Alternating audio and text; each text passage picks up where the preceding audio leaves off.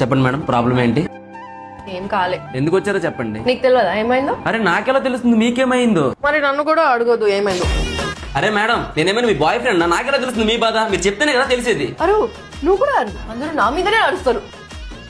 సరే సరే అరవను, చెప్పండి ఏమైంది మీకు? నాతో మాట్లాడుకు పో. అరే మేడం, నాకు టైం లేదు, నేను వేరే పేషెంట్లు కూడా చూడాలి. అంతేలే, నా కోసం ఎందుకు టైం ఉంటది? అరే ఓ మేడం, మీరు ప్రాబ్లం చెప్పండి, ఎలా ట్రీట్మెంట్ చేస్తాను మీకు? ప్రాబ్లమ్స్ అన్ని నాకే ఉంటాయిలే. అరే ప్రాబ్లం ఏంటి? నేనే పెద్ద ప్రాబ్లం. అదైతే కనిపిస్తుంది. ఏమన్నా ఏమన్నా ఏం కాదులే.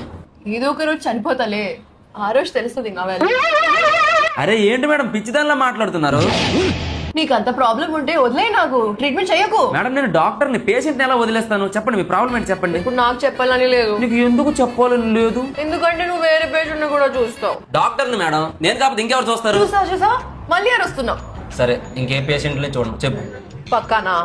పక్క. నా మీద ఒకటి, నీ మీద ఒకటి చెప్పు.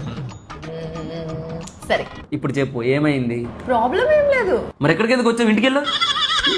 నీకు నా మీద అసలు ప్రేమ లేదు కదా, ఇంకోసారి అడగొచ్చు కదా ఏమైంది అని. సరే బుజ్జి కన్నా బంగారం చిట్టి, ఇప్పుడు చెప్పమ్మా ఏమైంది?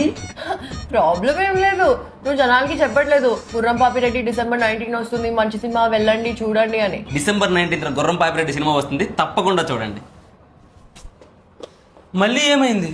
నీకు తెలీదా?